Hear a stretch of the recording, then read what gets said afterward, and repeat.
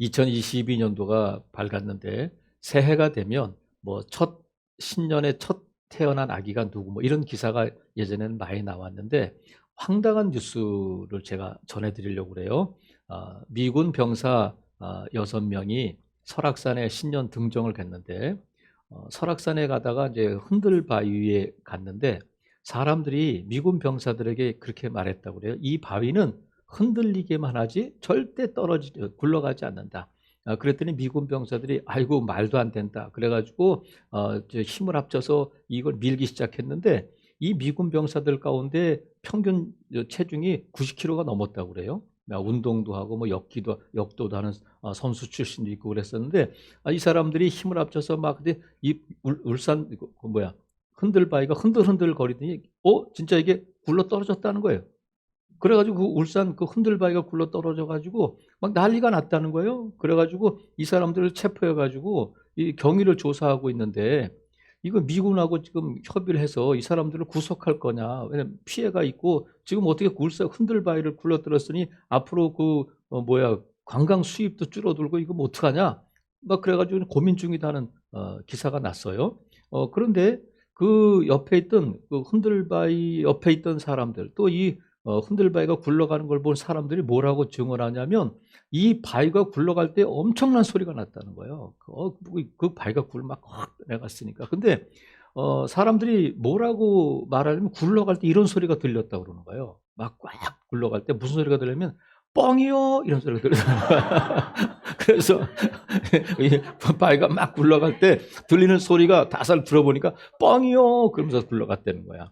그래서 집에 가서 우시든지 그건 여러분 자유인데 여러분들 이게 재밌어 반응이 좋아서 제가 하나 더 이제 정말 즐거운 얘기를 하나 해드리려고 그러는데 제가 이걸 하루 몇 시간 동안 해도 여러분 질리지 않을 텐데 아예 제가 정말 여러분에게 즐거움을 준 아예 책을 소개해 드릴게.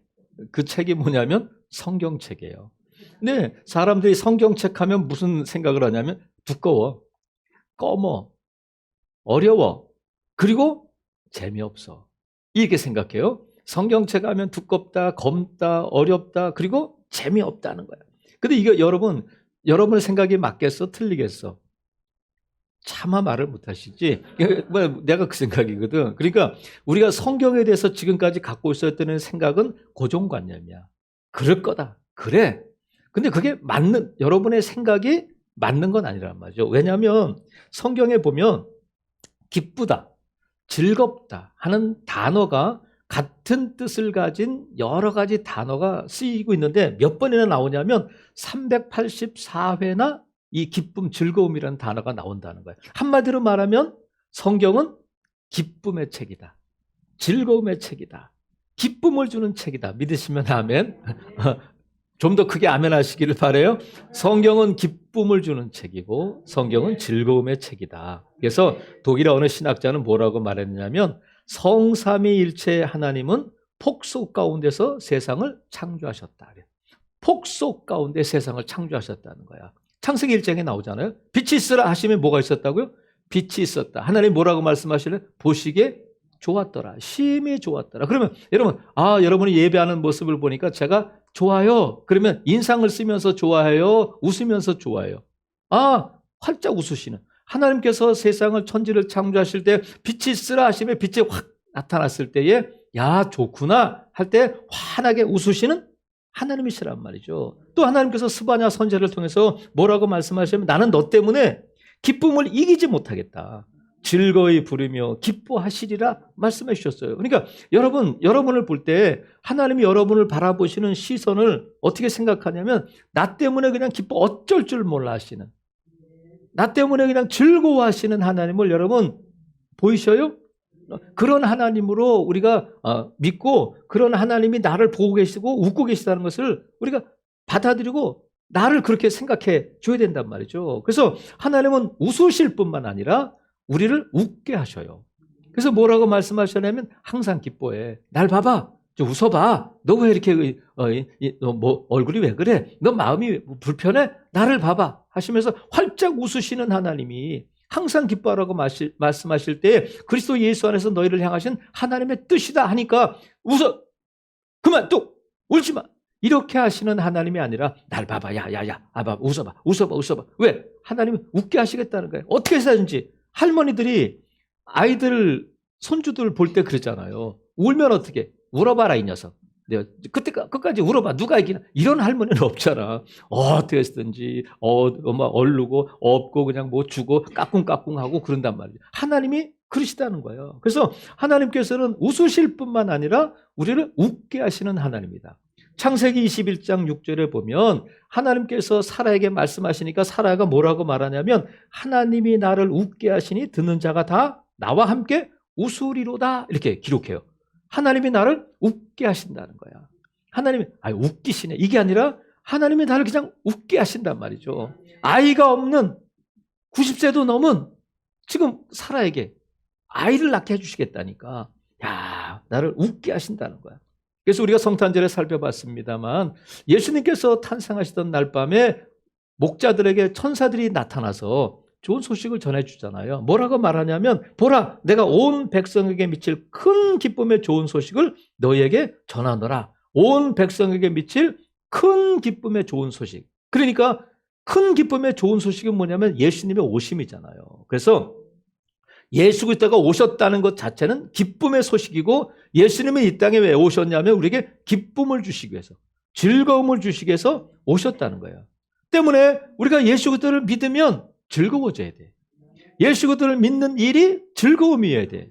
근데 우리가 착각하고 있는 성경에 대해서 우리가 고정관념을 갖고 있는 것처럼 예수 그리스도를 믿는 사람들이 갖고 있는 고정관념이 또 있어요. 믿음이 좋다. 기도 많이 한다. 거룩하다 하면은 걸음걸이도 천천히. 여러분 목사의 믿음이 어떻게 받아들이냐면 성도들은 성경책을 들고 올 때에 얼마나 심장 가까이 있느냐가 믿음의 척도라는 거야. 이렇게 들고 오는 목사님보다는 심장 가까이, 이런 목사님이 거룩해 보인다는 거야. 여러분 그건 아니잖아. 그러니까 우리가 기도 많이 하고 믿음이 좋다 하는 사람들은 절대 웃으면 안 돼. 얼굴 심각하게 난 너하고 달라? 난 웃지 않아? 난 웃기려고 하지 마. 믿음이 좋고 기도 많이 하는 사람들은 벌써 이 얼굴이 여러분 그게 거룩한 게 아니잖아. 그래서 우리가 섣불리 이렇게 웃거나 막 좀 그러면 천박해 보이고 사람이 가벼워 보이고 그런다는 거야. 그래서 저는 말씀을 전할 때에 우리 가족들 특별히 누구겠어? 가족들 가운데 특별히 제발 웃기는 얘기 좀 하지 마세요. 제발 웃기는 얘기. 나는 웃기는 얘기 하고 싶어서 그런데도 하지 말라. 근데 여러분 우리가 여러분 많이 웃을 수 있기를 바라요. 그건 저 천박한 것이 아니란 말이죠. 그래서 예수님은 어떠셨을까? 여러분 예수님은 어떻게 하셨을 것 같아요? 오늘 본문에 그게 나오잖아. 자 보세요. 35절 예수께서 성전에서 가르치셨다. 뭘 가르쳤어요? 수학을 가르쳤을까? 영어를 가르쳤을까? 헬라어를 가르쳤을까? 아니잖아요. 뭘 가르쳤겠어요? 말씀을 가르치신 거야. 그러면 다른 데도 아니고 성전에서 말씀을 가르치실 때 그 분위기가 어떻겠어요? 엄숙하고 심각하고 숨소리도 안 나게 저 어디 핸드폰을 어디 숨소리 어디로 이런 분위기처럼 우리가 생각하잖아요. 예수님께서 말씀을 가르치는데 그것도 성전에서 그 분위기가 어떻겠어요? 무리들이 모여 있는데 근데 마가는 그때의 분위기를 다른 이 마태나 이 누가가 기록하지 않는 본문을 기록하고 있는 것이 뭐냐면 37절이야. 많은 사람들이 어떻게 들었다고요? 즐겁게 들었다는 거예요. 즐겁게. 많은 사람들이 즐겁게 들었다는 거야. 그럼 보세요. 지금 마가가 기록한 것은 뭐냐면 예수님께서 이 성전에서 말씀을 가르치실 때 그 현장의 분위기야. 사람들이 즐겁게 이 말씀을 들었는데 그럼 보세요. 무리들이 말씀을 즐겁게 들었는데 예수님은 어떻게 전하셨을까? 예수님 즐거우셨을까? 인상을 쓰셨을까? 예수님도 즐겁게 전하셨을 것으로 우리는 믿어 의심치 않습니다. 그럼 보세요. 제가 이게 앞에 설교를 시작하면서 울산바위 얘기할 때 여러분 울산바위가 정말 이러면 되겠어요? 안 되겠어요? 굴러 떨어졌대요. 뻥이래요. 그러니까 분위기가 맞는 거지. 그러니까 예수님이 무리들이 즐겁게 들었다는 것은 뭐냐면 예수님께서도 말씀을 즐겁게 전하셨을 거다. 아니면 만약에 사람들이 즐겁게 듣더라 이 말씀이 없었다면 책망하는 것처럼 들릴 수 있어요. 다윗이 서기관들이 이런 말을 하는데 이게 무슨 뜻이겠어? 그것도 몰라? 이런 식으로 들을 수 있어요. 그런데 마가는 뭐라고 기록하냐면 무리들이 많은 사람들이 즐겁게 들었다는 거야. 그래서 우리가 예수님에 대해서 오해하고 있는 것이 뭐냐면 예수님은 공생애를 사시면서 3년 동안 늘 인상에 내천자를 그리고 늘 심각하게 그러고 다니셨을 거다. 여러분 그러셨을까요? 아니잖아요. 예수님께서는 이 땅에 오셔서 십자가를 지시고 고난을 지시고 모욕을 당하시고 했기 때문에 예수님은 당연히 인상을 쓰시고 심각하게 다니셨을 것이다. 슬픈 표정을 지으셨을 것이다. 그렇게 생각하지만 우리가 성경을 보면 그렇지 않잖아요. 예수님은 가시는 곳마다 기적을 베푸시고 말씀을 전하시고 사람을 고쳐주시고 하는 일이 있었는데 그래서 예수님이 가시는 곳마다 무슨 일이냐면 축제가 일어나는 거예요. 여러분 오병의 기적을 베푸시고 사람들이 5,000명이 배불리 먹을 때에 그 분위기가 어떻겠어요? 가나 혼인잔치에서 그 분위기가 어떻겠어요?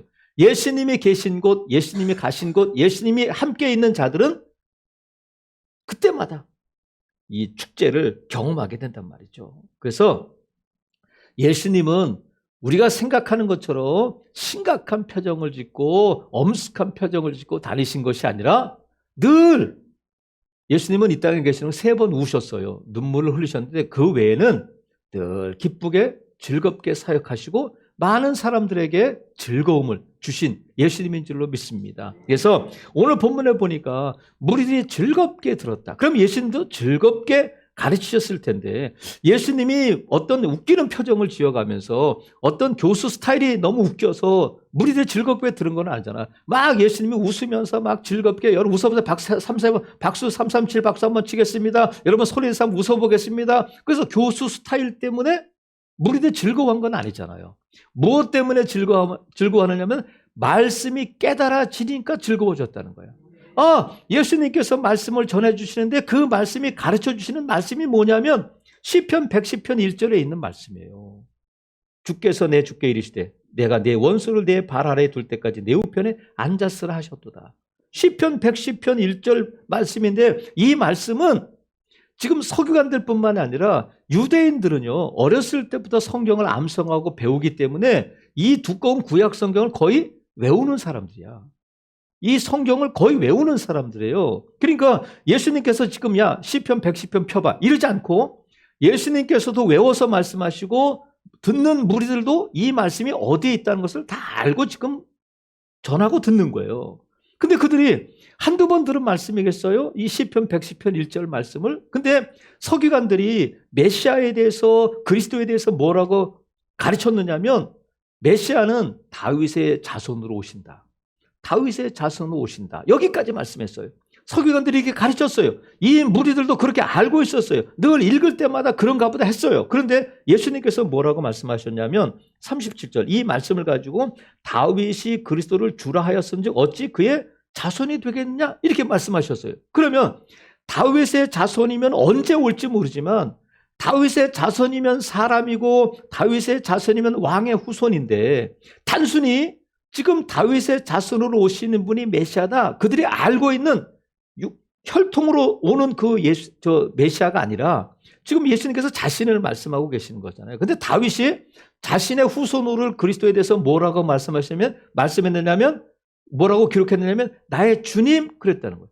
자기 후손에 대해서 주님 이렇게 말할 수 이게 무슨 뜻이겠느냐. 그러니까 지금 서기관들이나 유대인들이 이 시편 110편 1절의 말씀처럼 단순히 메시아는 다윗의 후손으로 오신다 하는 그 계보를 말씀하시는 것이 아니라 이 다윗의 후손으로 오시는 분의 그 지위는 다윗과 비교할 수 없을 정도로 그 다른 분이라는 거예요. 근데 그걸 이 무리들은 지금까지 그냥 다윗의 자손으로 오시는 분 이렇게 알고 있었는데 너희들이 알고 있는 그 말씀이 그런 뜻보다는 더 큰 의미가 있는 거야. 다윗이 자신의 후손을 주님 이렇게 부른다는 것은 그분이 지금 왕으로 오신 다윗은 육체적 이 땅에서 왕이지만 그 다윗의 왕위와는 비교할 수 없을 정도의 지위를 갖고 오시는 분이다. 그분이 누구냐면 나야. 이런 말씀을 하니까 무리들이 그 말씀을 때 야, 이런 뜻이 있구나 하면서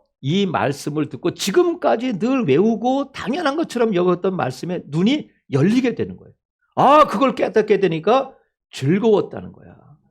여러분, 알키메데스가 목욕하다가 다 알고 있잖아요. 알키메데스가 목욕을 하다가 자기가 들어가니까 물이 이게 흘러나오는 걸 보면서 왕이 왕관을 주고 야, 알키메데스야, 이 왕관이 금인지 아니면 은이 섞여 있는지 한번 알아봐라. 근데 그걸 어떻게 알겠어요? 근데 목욕하다가 내 몸이 들어갈 때 물이 빠지는 걸 보니까 무게에 따라 달라지겠다. 밀도에 따라 달라지겠다 해가지고 그 자기의 몸이 이 탕에 들어갔을 때 물이 빠져나오는 것을 보면서 유레카 했다는 거야. 유레카, 이게 뭐냐면 알았다, 찾았다, 이거야, 이렇게 놀라운 일을 발견했을 때 외치는 말이 유레카인데, 근데 이 아르키메데스가 그 목욕탕에서 그걸 발견했을 때 너무 기쁜 나머지 유레카라고 외치고 거기까지 했으면 좋은데 너무 기뻐가지고 벌거벗은 몸으로 뛰쳐나갔다는 거예요. 그러니까 이 아르키메데스가 유레카했던 것처럼 이 무리들이 지금까지 너무 당연하게 알고 있고 외우고 있고 다 알고 있는 말씀이었는데 예수님께서 그 말씀의 깊이를 깨닫게 해주시니까 야, 말씀이 이런 뜻이 있구나. 말씀이 이런 거구나 하고 깨닫게 됐다는 거야. 그래서 여러분, 이 말씀을 깨닫게 되는 기쁘다 하는 이런 큰 기쁨을 말씀을 통해서 누리는 저와 여러분 될 수 있기를 주님의 이름으로 축복합니다. 그러면 말씀의 이 깊이를 깨달으려면 어떻게 되냐면 읽어야 돼. 읽어야 되잖아. 여러분, 지금 이 시편 110편 1절 말씀을 하실 때에 무리들은 이걸 다 알고 있어요. 다 외우고 있는 말씀이야. 예수님도 외워서 하시잖아. 그러면 우리가 말씀을 모르는데 이런 큰 기쁨을 누리기는 어려워요. 오늘 처음 예수 그리스도를 믿는 사람이 제가 이런 말씀을 할 때에 저는 가급적이면 어려운 단어, 어려운 요 성경의 이야기를 가급적이면 줄여서 압축해서 하는데 아브라함이 누군지를 모르면 아브라함의 복을 깨달을 수가 없잖아요. 아브라함의 복이 어떤 의미고 아브라함을 통해서 우리가 어떤 복을 주시는지 아브라함도 모르는데 그 복을 어떻게 깨달을 수 있겠어요? 그래서 우리가 알아야 깨달음도 온단 말이죠. 그래서 여러분, 예수님이 말씀하셔. 자, 36절에 보니까 다윗이 성령에 감동되어 친히 말했다. 이렇게. 근데 서기관들은 성경을 가르칠 때에 성령이 감동되어 말했다. 이런 건 못 가르쳤어요. 모르니까. 그런데 예수님께서 뭐라고 말씀하면 다윗이 그 성경을 시편 110편을 기록하고 시를 쓸 때에 성령의 감동, 성령께서 가르쳐 주셔서 이걸 기록한 거야. 이건 하나님의 말씀이야. 이렇게 지금 해석해 주시는 거예요. 그러니까 우리가 이 성경을 읽을 때에 늘 누구의 도움을 구해야 되냐면 성령께서 조명해 주시도록 이 말씀을 조명해 주셔서 말씀을 깨달아 알도록 하기 위해서 반드시 기도해야 돼요.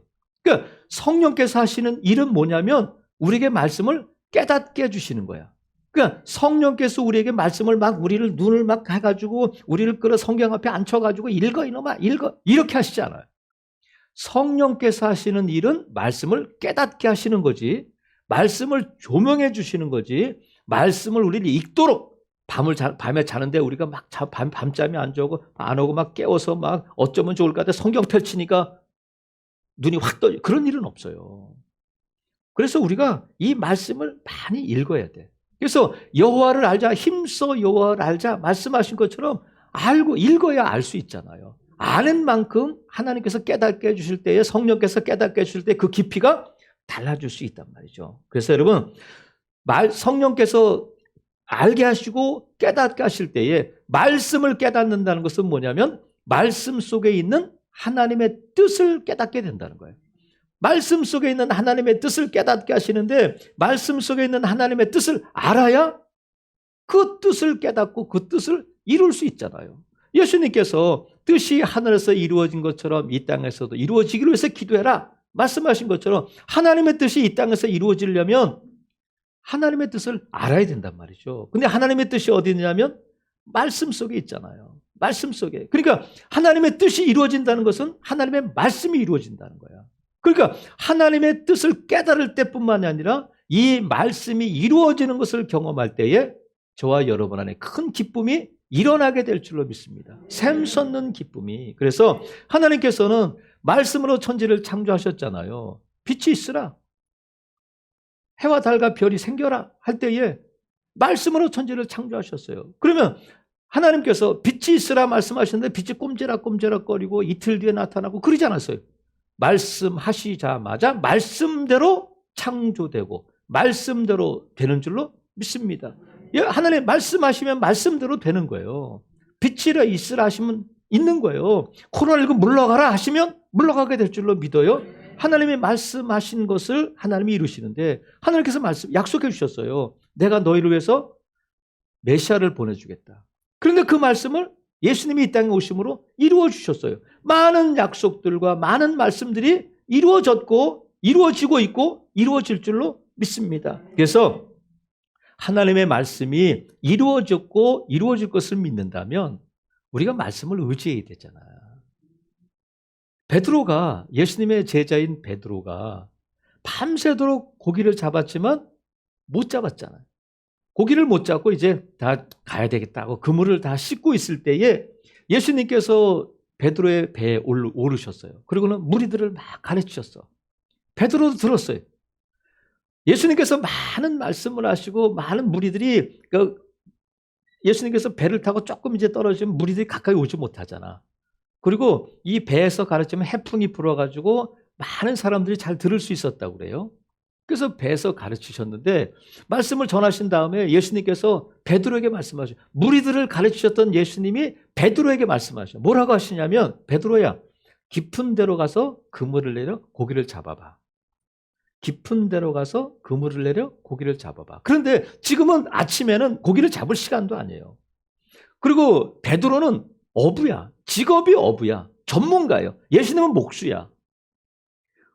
갈릴리 바다를 알면 베드로가 더 많이 알죠. 그리고 밤새 고기를 잡은 것은 누구냐면 베드로야. 예수님이 아니고. 근데 예수님은 말로 하시는 거야. 깊은 데로 가서 그물을 내려 고기를 잡으라.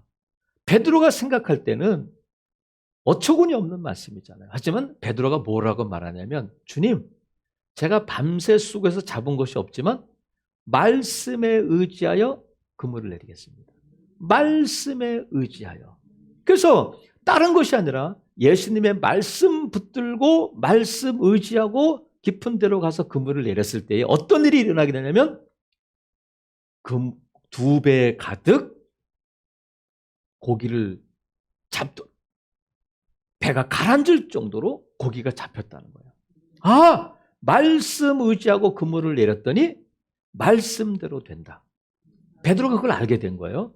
여러분, 어부들에게 있어서 가장 큰 기쁨이 뭐겠어요?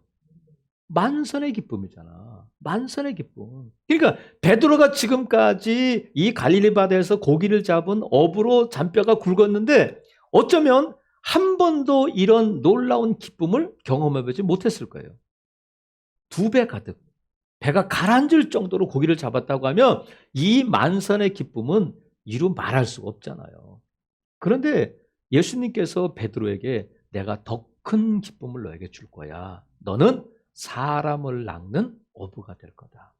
만선의 기쁨보다 사람을 가득 채웠을 때의 그 기쁨, 구원선에 베드로의 배에 고기를 잡았다면 이제 구원선이 되어서 그 구원선에 구원받는 백성들을 가득 채우게 될 때 고기를 잡은 것에 비할 수 있겠어요, 여러분? 말씀에 의지해서 그물을 내렸더니 고기가 잡혔다. 여러분, 말씀대로 되는 줄로 믿습니다. 그래서 말씀은 이루어진다 하고 말씀 붙들고 나갔더니 그 말씀이 내 삶의 현장에서 이루어지는 것을 경험할 때에 저와 여러분 안에 세상의 그 어떤 것으로도 맛볼 수 없는 큰 기쁨이 저와 여러분에게 일어나게 될 줄로 믿습니다. 그래서 우리가 말씀을 붙들고 나가는데 2022년도 우리가 붙들어야 할 말씀이 뭐예요? 그 성에 큰 기쁨이 있더라.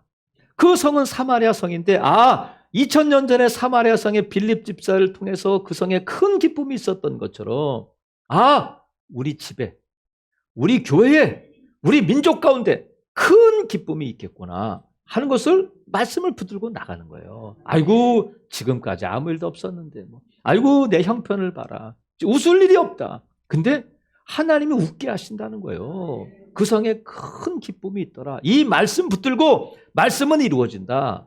붙들고 나갈 때에 여러분 말씀이 이루어진 것이 성경책에 기록되어 있잖아요. 여러분이 이 말씀이 이루어지는 것을 2022년도에 경험하고 여러분 안에 큰 기쁨이, 여러분의 가정에, 우리 교회에 큰 기쁨이 넘치기를 주님의 이름으로 축복합니다. 말씀이 이루어진다. 말씀은 살아있다 하는 것을 우리가 붙들고 나가야 된단 말이죠. 그래서 우리가 2022년도 비전이 그거잖아. 하나님의 큰 기쁨을 누려라. 기쁨을 주시는데 우리가 누려야 돼. 내가 주인공이 돼야 된단 말이죠. 하나님의 기쁨은 뭐예요? 큰 기쁨은 하나님이 주시는 큰 기쁨. 그 기쁨은 이미 예수 그리스도 오심으로 말미암아 우리 가운데 오셨어요. 예수님은 기쁨 주시기 위해서 이 땅에 오셨고 저와 여러분이 예수님을 믿고 하나님의 자녀된 자들은 하나님의 기쁨일 뿐만 아니라 하나님이 저와 여러분을 기뻐해 주시고 웃게 하신다. 뭘 통해서?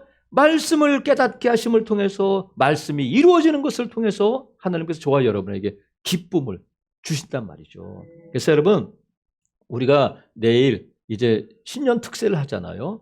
이제 신년 특세의 주제가 새 일을 행하리라. 보라 내가 새 일을 행하리라. 말씀해 주셨으니까 하나님께서 올 한 해 나에게, 우리 가정에, 우리 자녀들에게, 우리 교회에 새 일을 행하실 것이다. 믿고 그 말씀 붙들고 나갈 때 하나님이 이루시는 거예요. 여러분 그래서 이번 특세가 하나님께서 우리에게 주시는 이 말씀을 붙들고 말씀이 이루어질 것을 믿고 기대하며 깨우는 새벽이 될 수 있기를 바랍니다. 그래서 저와 여러분이 2022년도에 날마다 웃는, 날마다 기쁨이 있는, 날마다 즐거운 그런 날들이 되기를 바랍니다. 우리가 예수 그리스도를 믿는다는 것은 그거란 말이죠. 너무 슬픈 표정 짓거나 너무 힘들어하지 마십시오. 왜냐하면 하나님의 뜻이 성경에 나와 있잖아요.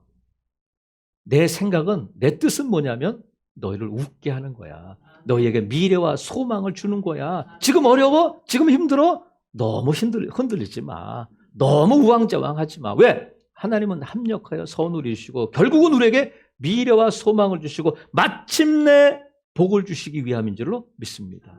2022년도가 이 말씀을 깨닫고 또 말씀이 이루어지는 것을 통해서 그 누구도 경험해 보지 못했던 큰 기쁨을 맛보는 저와 여러분 될 수 있기를 주님의 이름으로 축복합니다. 아멘.